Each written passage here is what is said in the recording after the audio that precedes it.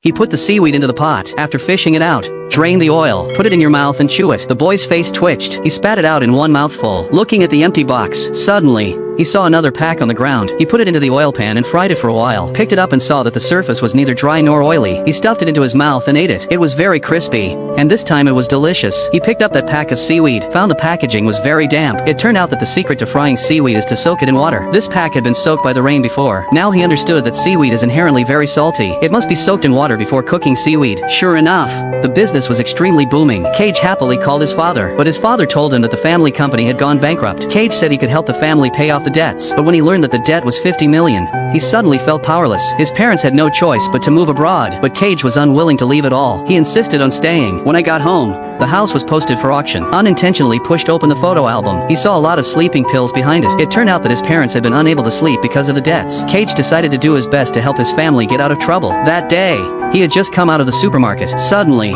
he noticed the logo on the shopping bag. He turned around and found that there were 2 supermarkets nearby. Cage had a bold idea. He could put his seaweed in this chain of supermarkets for sale. In this way, his seaweed could be sold nationwide. Early the next morning, Cage put on a suit and went to the supermarket headquarters. He introduced his product to the marketing manager, but when the manager saw his seaweed, rejected him directly. It turned out that his packaging was too ugly and too big. The shelves could not possibly hold his seaweed. When asked about the price, it was also somewhat high. Cage was very disappointed, but Cage did not give up. He took the seaweed to a brand company. He asked the designers to redesign the packaging. This time, he went to the supermarket manager with the brand new packaging, but the receptionist said the manager was not there. Cage, full of confidence, kept waiting until he saw the manager in the office, who just refused to come out to see him. Cage felt disappointed in his heart. He left with his seaweed in his arms. He left the seaweed to the elevator worker. However, the general manager passed by the elevator. He saw the seaweed on the ground, asked for a few packs to taste. Unexpectedly, it was so delicious that he licked his fingers. Soon, the seaweed became popular in the office.